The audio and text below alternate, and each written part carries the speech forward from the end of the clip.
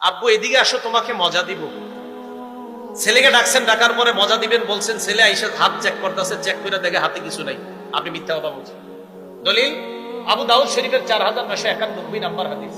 হাদিস শুনেন, আব্দুল্লাহ ইবনে আমির রাদিয়াল্লাহু তাআলা আনহু বর্ণনা, তিনি বলেন, দান্নি উম্মি রাসূলুল্লাহ সাল্লাল্লাহু আলাইহি ওয়াসাল্লাম ফি বাইতিনা, আমার আম্মা আমাকে ডাক দিয়েছেন, আল্লাহর নবী আমাদের বাসায় ছিলেন, আম্মা আমাকে ডাক দিয়েছেন। ডাক দেওয়ার পর আম্মা আমাকে বললেন, হ্যাঁ তাল ওয়াতিকা শাইআন, আব্বু এদিকে আসো, তোমাকে আমি কিছু দিব, এদিকে আসো আব্বু কিছু দিব।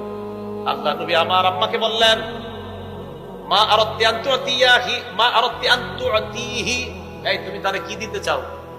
তো কয়, হুজুর উতিহি তামারা, আমি আমার ছেলের খেজুর দিব। নবীজি কয়, সত্যি খেজুর দিবা? বুঝলেন, তুমি আসলে খেজুর দিবা? জি হুজুর খেজুর দিব।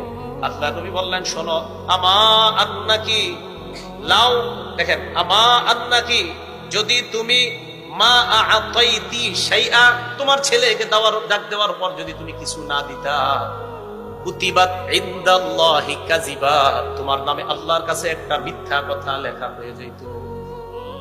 আব্বু এদিকে আসো, মজা দিব।